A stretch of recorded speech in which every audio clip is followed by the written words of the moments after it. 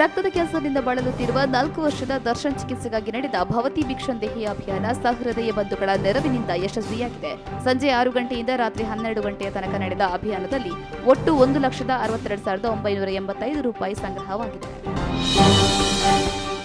ಉಪ್ಪಿನಂಗಡಿಯ Aditya hotel ಬಳಿ ಗಾಯಗೊಂಡ ಹಸುವೊಂದು ನರಕಯಾತನೆ ಪಡುತ್ತಿರುವ ದೃಶ್ಯ ಕಂಡು ಬಂದಿದೆ. ಹಸುವಿನ ಮುಖಕ್ಕೆ ತೀವ್ರ ಗಾಯಗಳಾಗಿದ್ದು ನಡೆಯಲಾಗದ ಪರಿಸ್ಥಿತಿಯಲ್ಲಿ ಹಸು ಒದ್ದಾಡುತ್ತಿದೆ. ವಾಹನ ಡಿಕ್ಕಿ ಹೊಡೆದಿದ್ದರ ಪರಿಣಾಮ ಹಸುವಿಗೆ ಗಾಯಗಳಾಗಿರಬಹುದು ಎಂದು ಶಂಕಿಸಲಾಗಿದೆ. ಶುಭ ಸಮಾರಂಭಗಳಿಗೆ ಆದಿತ್ಯವಾರ ಉತ್ತಮ ದಿನವಾದ ಹಿನ್ನೆಲೆ ದಕ್ಷಿಣ ಕನ್ನಡ ಹಾಗೂ ಉಡುಪಿ ಜಿಲ್ಲೆಯಲ್ಲಿ ಹಲವಾರು ವಿವಾಹಗಳು ನಡೆದಿವೆ. ಮಂಗಳೂರು ಒಂದರಲ್ಲೇ ಅಂದಾಜು 75 ಹಾಗೂ ಉಡುಪಿ ಜಿಲ್ಲೆಯಲ್ಲಿ 60ಕ್ಕೂ ಮೇಲ್ಪಟ್ಟು ಮದುವೆಗಳು ನೆರವೇರಿದೆ. ಕೇಂದ್ರ ಸರ್ಕಾರ ತಿದ್ದುಪಡಿ ಮಾಡಿರುವ 3 ಕೃಷಿ ಮಸೂದೆಗಳನ್ನು ಹಿಂಪಡೆಯುವಂತೆ ಆಗ್ರಹಿಸಿ ಕಳೆದ 40 ದಿನಗಳಿಂದ ದೆಹಲಿಯಲ್ಲಿ ನಡೆಯುತ್ತಿರುವ ಪ್ರತಿಭಟನೆಯಿಂದಾಗಿ 60 ಮಂದಿ ರೈತರು ತಮ್ಮ ಪ್ರಾಣವನ್ನು ಕಳೆದುಕೊಂಡಿದ್ದಾರೆ.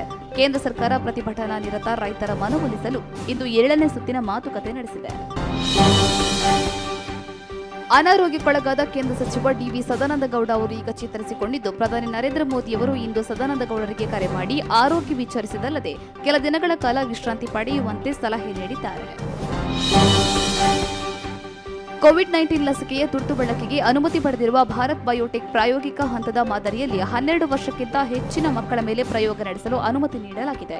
12 ವರ್ಷಕ್ಕಿಂತ ಹೆಚ್ಚಿನ ಮಕ್ಕಳ ಮೇಲೆ ಮಾಡಿರುವ ಪ್ರಯೋಗದಿಂದ ಲಸಿಕೆ ಸುರಕ್ಷಿತ ಎಂದು ಕಂಡುಬಂದಿದ್ದು, ಹೈದರಾಬಾದ್ ಮೂಲದ ಸಂಸ್ಥೆ 3ನೇ ಹಂತದ ಪ್ರಯೋಗದಲ್ಲಿ ನಿರತವಾಗಿದೆ.